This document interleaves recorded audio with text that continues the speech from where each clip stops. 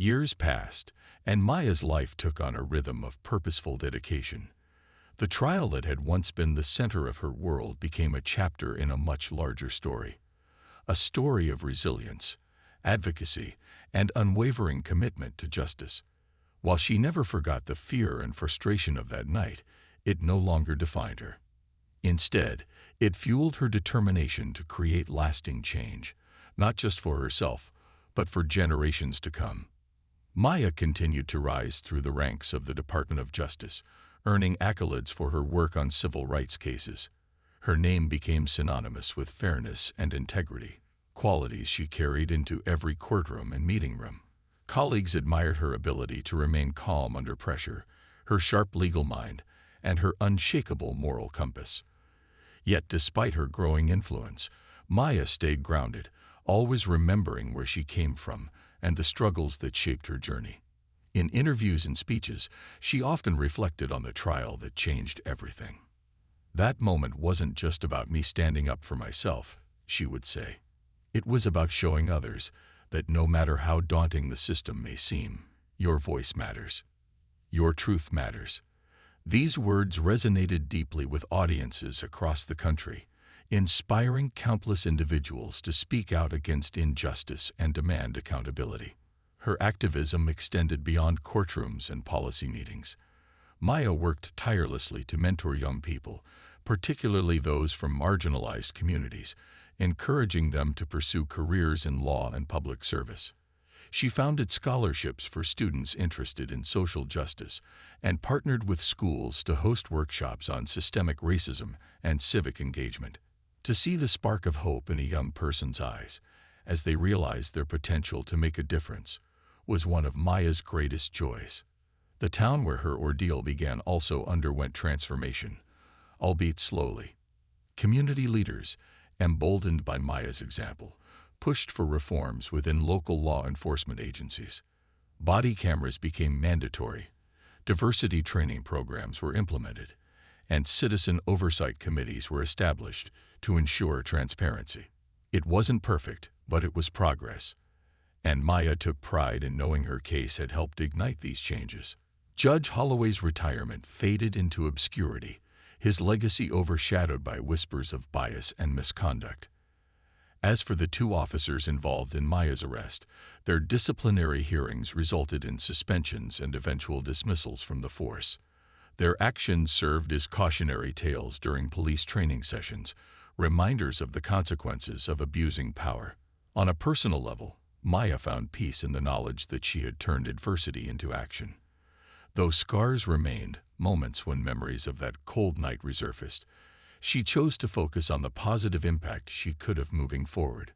Friends and family marveled at her strength, often remarking how she seemed to grow more radiant with each passing year. For Maya, this radiance came from purpose, the belief that even in the face of entrenched prejudice, courage and integrity could pave the way for change. One crisp autumn morning, as Maya stood on stage accepting an award for her contributions to civil rights, she looked out at the sea of faces before her.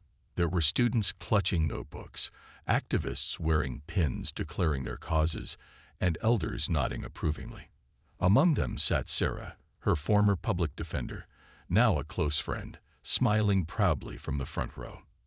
As Maya delivered her acceptance speech, her voice steady and filled with emotion, she concluded with a message that encapsulated her journey. Justice isn't something we wait for. It's something we create. It starts with believing in our own worth, speaking our truths, and standing firm even when the odds are stacked against us. Together, we can build a world where everyone is seen, heard, and valued. The audience erupted in applause, many rising to their feet. In that moment, Maya felt a profound sense of fulfillment, not because of the award itself, but because of what it represented. A testament to the power of resilience and the enduring fight for equality. As she stepped off stage, surrounded by supporters and well-wishers, Maya knew her legacy would be one of hope, a beacon guiding others toward a brighter, fairer future. In the weeks following the trial, Maya's story began to spread far beyond the confines of the small Midwest town where it had unfolded. Local news outlets picked up the case first, framing it as a David and Goliath tale of resilience and justice. But soon, national media caught wind, and Maya found herself thrust into the spotlight. Interviews poured in from newspapers, radio shows, and television networks, all eager to hear her perspective on what had happened and how she had turned the tables in court. At first, Maya hesitated to embrace the attention. She wasn't someone who sought fame or recognition. Her goal had always been simple: to clear her name and expose the truth. Yet, as she spoke at community forums and addressed crowds of supporters, she realized her platform could be used for something greater. This wasn't just about her anymore. It was about amplifying the voices of those who had long been silenced by systemic racism and inequality. Maya became a powerful advocate for reform, using her experience to highlight flaws within the criminal justice system. She wrote op-eds calling for stricter accountability measures for law enforcement officers, emphasizing the need for unbiased training and transparent reporting practices. Her words were sharp but measured, never veering into anger or bitterness. Instead, she focused on solutions, ways to create a fairer, more equitable society. Her activism didn't stop there. Maya partnered with local organizations fighting racial injustice, attending rallies and speaking alongside grassroots leaders. At one event, she stood before a diverse crowd of hundreds, her voice ringing out with conviction. "What happened to me is not an isolated incident," she said. "It's part of a pattern, a cycle that keeps repeating because we haven't done enough to break it. But together, we can change that." The audience erupted in applause, many rising to their feet. People approached her afterward, sharing their own stories of discrimination and thanking her for giving them hope.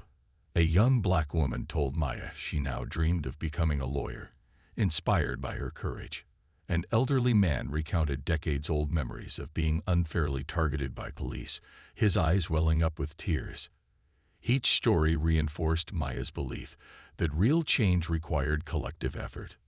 Meanwhile, the fallout from the trial continued to ripple through the town. The two officers involved faced disciplinary hearings, and internal investigations revealed a troubling history of misconduct complaints against them, complaints that had previously been ignored or dismissed.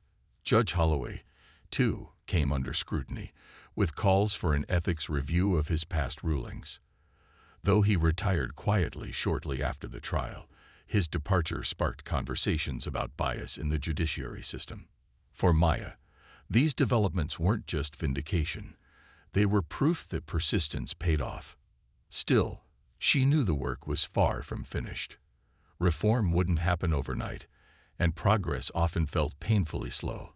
But every step forward mattered, no matter how small. Whether it was mentoring young students interested in law, collaborating with policymakers, or simply lending an ear to someone struggling with injustice, Maya poured her energy into making a difference. One evening, while preparing for another speaking engagement, Maya received a letter from a stranger. It was handwritten, the ink smudged in places as if written with trembling hands. "Dear Miss Thompson," it began, "I don't know if you'll ever read this, but I want to thank you. Your courage reminded me that standing up for what's right isn't easy, but it's necessary. You've given so many of us strength when we needed it most." Maya read the letter several times, her heart swelling with emotion. In that moment, she understood the true impact of her journey.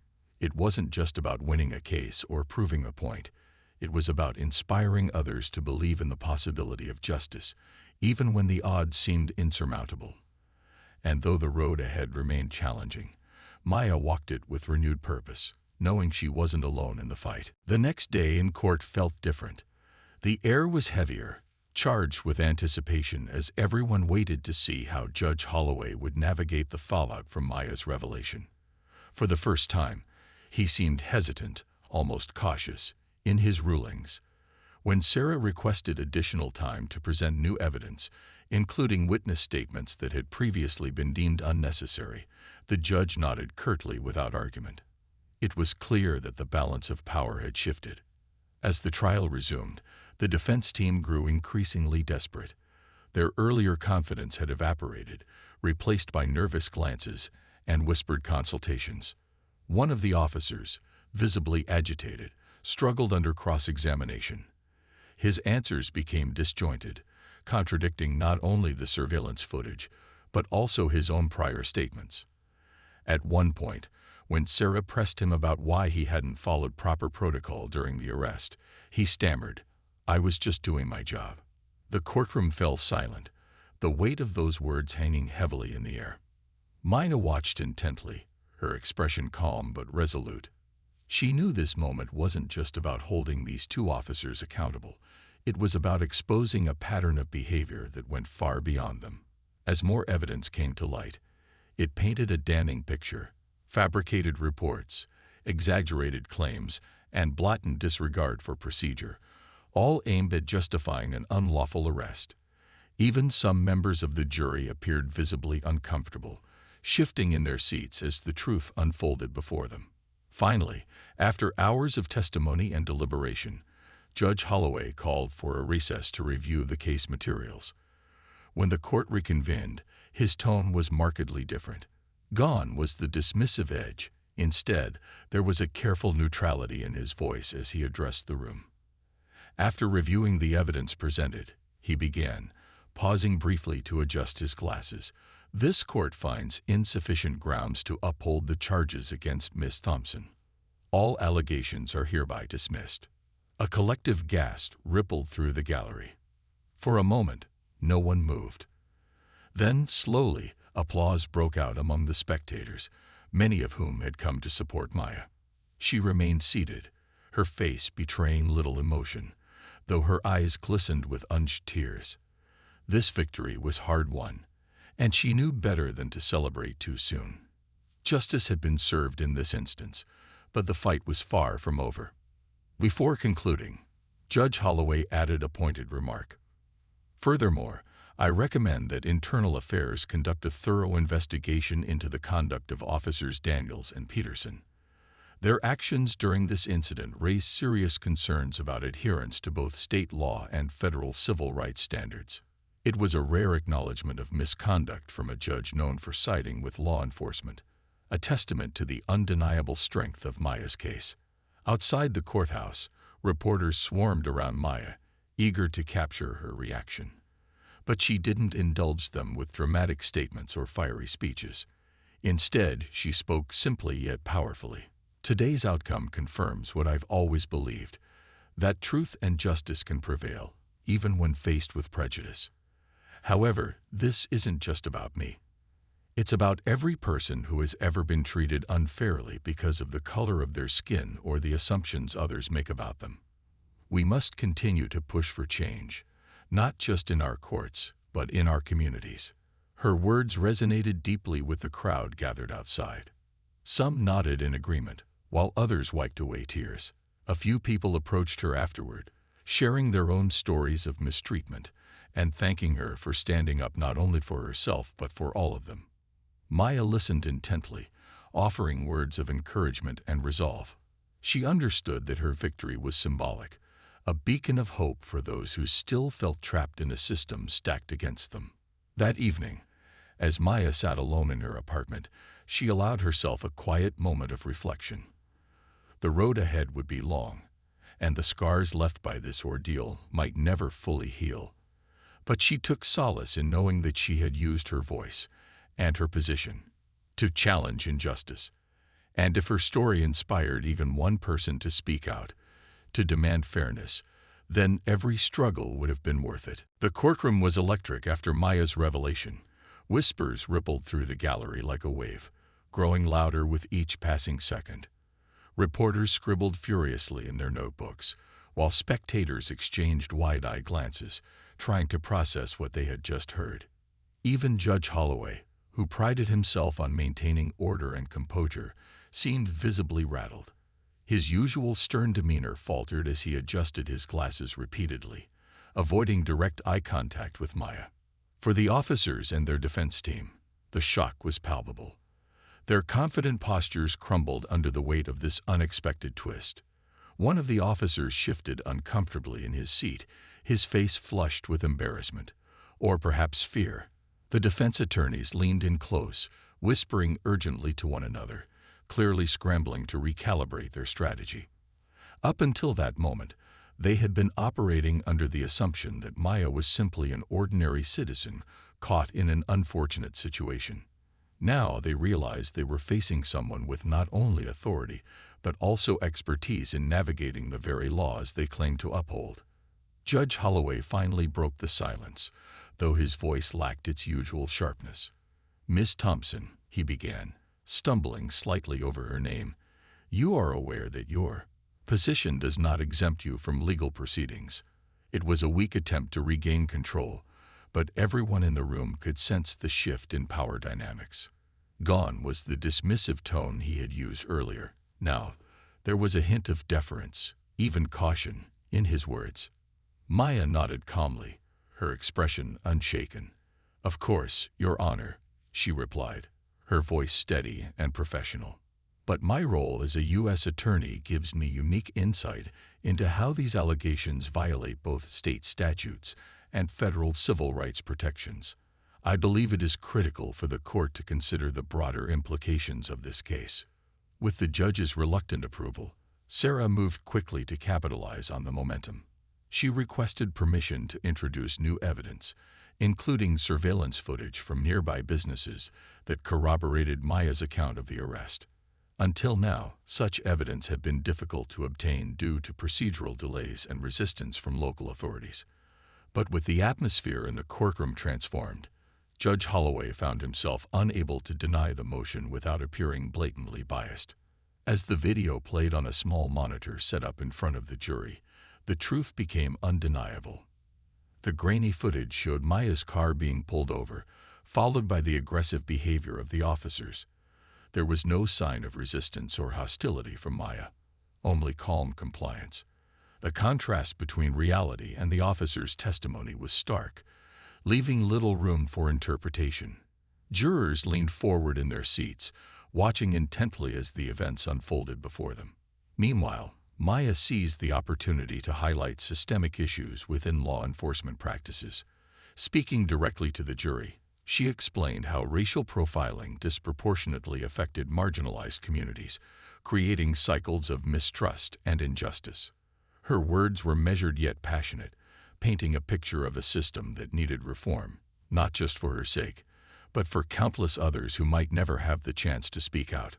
By the end of the day, the mood in the courtroom had shifted entirely. The once cocky defense attorneys were now sweating under the pressure of cross-examination, struggling to defend their clients against mounting evidence. Judge Holloway, too, seemed acutely aware of the scrutiny his handling of the case would invite if it continued down its previous path. For the first time since the trial began, fairness, not bias, seemed to guide the proceedings. As Maya returned to her seat, she allowed herself a brief moment of satisfaction. Though the battle wasn't over yet, she knew she had turned the tide. The truth was finally coming to light, and with it came the possibility of accountability, not just for the officers involved, but for a system that had long favored privilege over justice. The courtroom was tense as the trial entered its final stages. The prosecution had rested their case, leaving Maya's public defender, Sarah, to begin presenting her side of the story. Though Sarah gave it her all, her arguments often felt like whispers against the overwhelming tide of bias in the room. Judge Holloway continued to show little patience for her attempts to challenge the officer's version of events, frequently cutting her off or ruling her objections irrelevant. It seemed as though the outcome was already decided, and Maya could feel the frustration bubbling beneath her calm exterior. Then came the moment that would change everything. During a break in proceedings, Sarah approached Maya with a concerned look. "They're not listening," she admitted quietly. "We need something bigger, something undeniable, to shake them out of this." Maya nodded thoughtfully, her mind racing. She knew Sarah was right. If they didn't act decisively, the verdict would likely go against her, reinforcing the very prejudices that had landed her in this situation in the first place. When the session resumed, the defense called one of the arresting officers back to the stand for further questioning. As he recounted his version of events, his tone grew increasingly defensive, especially when Sarah pressed him on inconsistencies in his report. Sensing an opening, Maya leaned over and whispered something into Sarah's ear. After a brief pause, Sarah stepped aside and gestured toward Maya. "Your Honor," she said firmly, "my client would like to address the court directly." Judge Holloway raised an eyebrow, clearly surprised by the request. "Miss Thompson," he asked, his tone cautious, "do you wish to make a statement?" Maya stood up slowly, her movements deliberate and composed. All eyes turned to her as she stepped forward, her presence commanding attention. For a moment, there was complete silence in the room. Then, with quiet authority, she began to speak.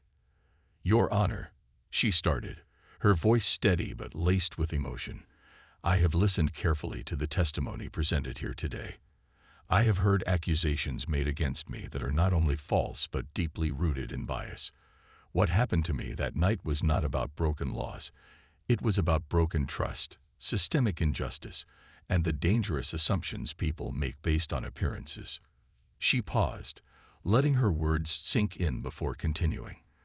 "But before we proceed any further, I believe it is important for everyone in this room to understand exactly who I am, and why this case matters beyond just my personal experience." With that, Maya took a deep breath and delivered the line that would send shockwaves through the courtroom. "Your Honor, I am not merely a victim standing before you. I am Assistant United States Attorney Maya Thompson." The room erupted into murmurs. Gasps echoed from the gallery as people exchanged astonished glances. Even the officers shifted uncomfortably in their seats, their confidence visibly shaken. Judge Holloway's face went pale, his expression frozen in disbelief. For a man known for his rigid control over his courtroom, he now looked utterly unprepared for what had just unfolded. Maya didn't stop there. With unwavering poise, she explained how her position as a federal prosecutor gave her unique insight into civil rights violations and systemic misconduct. She pointed out specific instances where the officer's actions during her arrest contradicted both state law and federal guidelines. Her tone remained respectful yet firm, ensuring that every word carried weight. By the time she finished speaking, the atmosphere in the courtroom had shifted dramatically. The once dismissive judge now sat upright, clearly grappling with the implications of his earlier behavior. The jurors exchanged uneasy looks, while the defense attorneys fumbled through their notes, searching for a way to counter what had just been revealed. For the first time since the trial began, Maya felt a glimmer of hope. She had laid her cards on the table, exposing not only the truth of her identity, but also the flaws in a system that had tried to silence her. Now the question lingered in the air. Would justice finally prevail? As the trial continued, Maya found herself reflecting on the journey that had brought her to this moment. Sitting quietly in the courtroom, she thought about her childhood in a working-class neighborhood where opportunities were scarce, but dreams ran deep. Her parents had instilled in her the value of education and perseverance, often reminding her that success wasn't handed to anyone, it had to be earned. And earn it she did. Through late nights studying, scholarships, and countless sacrifices, Maya had risen to become someone others looked up to. Yet here she was, sitting in a courtroom, reduced to defending herself against baseless accusations because of the color of her skin. The weight of it all pressed heavily on her shoulders, but Maya refused to let despair take over. Instead, she channeled her frustration into focus, observing every detail of the trial with razor-sharp attention. She noticed how Judge Holloway leaned forward slightly whenever the officers spoke, his expression softening as if he already believed their version of events. She saw the way the defense attorneys exchanged knowing glances when objections from her public defender were swiftly dismissed. Even the jurors seemed uneasy, their eyes darting between Maya and the officers as though unsure whom to trust. During breaks, Maya often found herself replaying the night of her arrest in her mind. She remembered the cold bite of the handcuffs against her wrists, the harsh tone of the officers' voices, and the sinking feeling that no matter how calmly she responded, nothing would change their minds. It was maddening to think that such a small incident, a broken tail light, had spiraled so far out of control. But what troubled her most was the realization that none of this was truly about the law. It was about power, privilege, and preconceived notions. One afternoon, as the prosecution rested its case, Maya stepped outside for some fresh air. The courthouse lawn was dotted with people chatting animatedly about the trial. Some supported her openly, shaking their heads at the injustice unfolding inside. Others whispered skeptically, questioning why someone like her, a well-dressed professional, would even find herself in such a situation. Maya didn't blame them for their doubts. After all, society often taught people to assume the worst about those who looked different from themselves. Back inside, Sarah worked tirelessly to build a stronger defense, but the challenges kept mounting. Key pieces of evidence were missing or inaccessible, witnesses couldn't be reached, and the judge's rulings consistently favored the other side. Still, Maya remained steadfast. "We have to keep fighting," she told Sarah during a private moment. "If we don't, then what does that say about us? About the system?" That evening, alone in her apartment, Maya allowed herself a rare moment of vulnerability.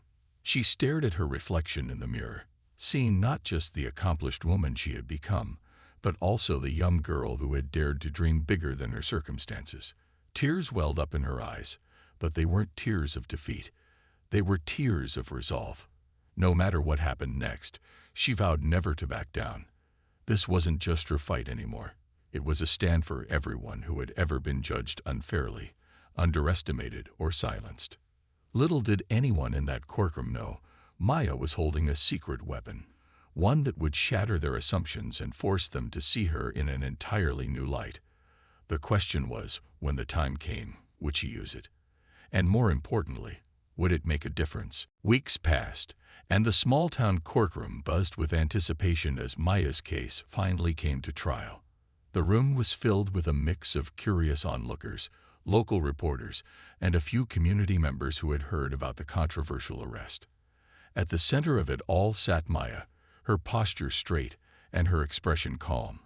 Though her mind was anything but at ease, she knew this day would be pivotal, not just for her, but for others who might face similar injustices.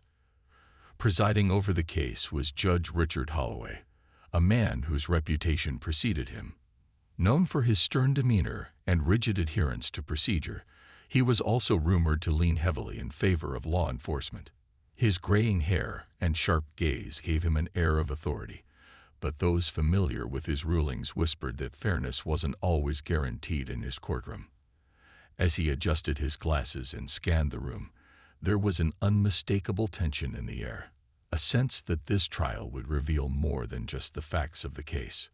The prosecution team representing the two officers wasted no time presenting their version of events.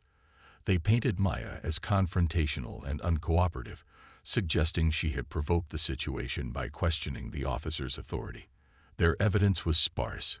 Grainy dashcam footage that conveniently cut off before the arrest, vague statements from the officers themselves, and a supposed witness who claimed to have seen Maya acting erratically. But even to an untrained eye, their arguments felt weak, riddled with inconsistencies and assumptions. Maya's public defender, a young and earnest attorney named Sarah, did her best to counter these claims. However, it quickly became clear that the odds were stacked against them. Every time Sarah tried to challenge the prosecution's narrative or request access to additional evidence, Judge Holloway intervened. "Stick to the facts, counselor," he would say curtly, cutting her off mid-sentence.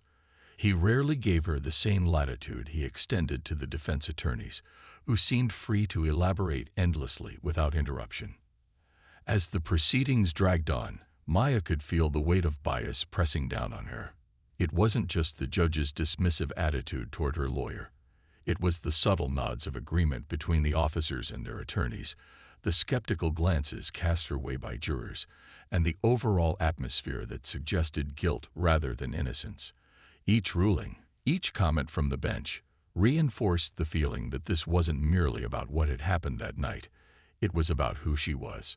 During a brief recess, Maya leaned over to whisper to Sarah. "It feels like they've already made up their minds," she said quietly, frustration creeping into her voice. Sarah placed a reassuring hand on hers. "We're not done yet," she replied firmly. "There's still time to turn this around." But deep down, both women knew the uphill battle they faced. The system wasn't designed to favor someone like Maya, someone who dared to question authority, someone whose skin color automatically marked her as suspicious in some eyes. And while she refused to let despair take hold, Maya couldn't shake the sinking realization that justice might remain out of reach unless something drastic changed. What neither the judge nor the officers realized, however, was that Maya wasn't just any defendant. Beneath her composed exterior lay a wealth of knowledge, experience, and determination that none of them could anticipate. The pieces were falling into place, but when the moment came, would anyone see it coming? In a quiet, unassuming town nestled in the heart of the Midwest, life moved at a slow and predictable pace. The streets were lined with modest homes, and the air carried a sense of familiarity among neighbors. But beneath this seemingly peaceful surface, tension simmered, hidden from plain sight. For years, whispers of racial bias had lingered in the community, often brushed aside or ignored by those who preferred to believe they lived in a town free of prejudice. Maya Thompson was no stranger to these undercurrents.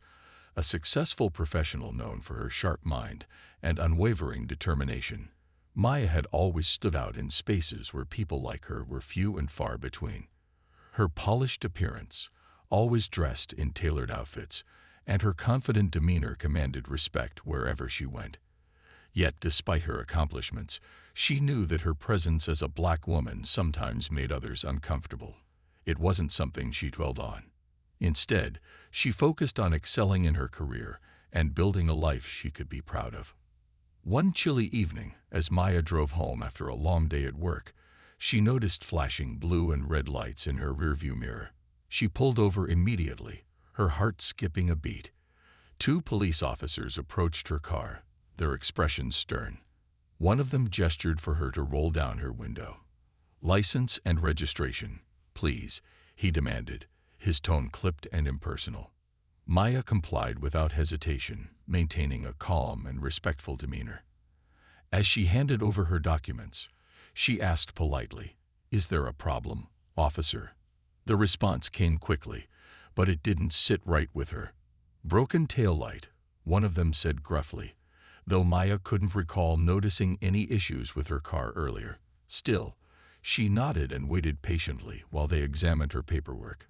But what started as a routine traffic stop soon took an unsettling turn. The officers began asking intrusive questions, probing into her whereabouts and purpose for being on the road so late. Their tone grew increasingly hostile, and Maya felt a knot tightening in her stomach. When one of them asked to search her vehicle, she hesitated.